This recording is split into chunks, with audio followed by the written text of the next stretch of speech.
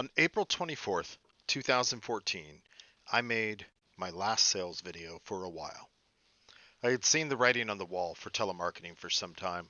The internet was slowly making it harder and harder for cold calling. What I didn't realize yet was that e-commerce was the best thing that could have happened to telesales. I didn't know that then, so I needed to make a change. I needed to regroup and reassess. I left California before the exodus was even a thing. I moved to an area where homes cost a fifth of the price because I had realized something. It didn't matter where I called from. I could work commission only, doing the same thing on the phones that I had done in the past. The same thing I had been teaching people to do for years.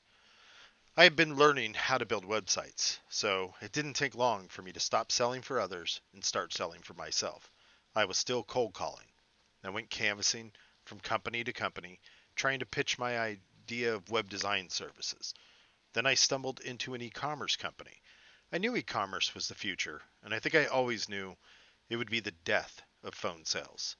But I was wrong, and I realized it that day. The phones were ringing off the hook.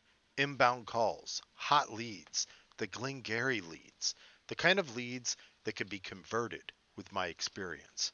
The salespeople were exhausted and weak in my eyes, even though today I would be happy to have any of them on my team. My web design sales pitch quickly turned into an interview.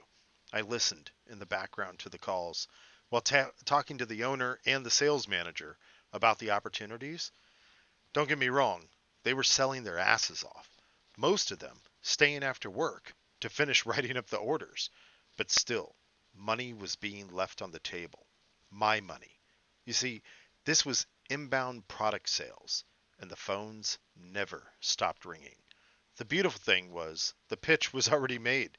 The customer had already been introduced, and you could tell, if you listened, by the time they called, they already had their credit card in their hand. I just had to make sure I didn't fuck up the sale. So, what I'm saying, did e-commerce kill telemarketing? No. No, it didn't. What I am saying is if you're in telesales, you might want to consider e-commerce because if you were trained like me, if you have close to the skills I have or even more, you might just find yourself in the land of milk and honey.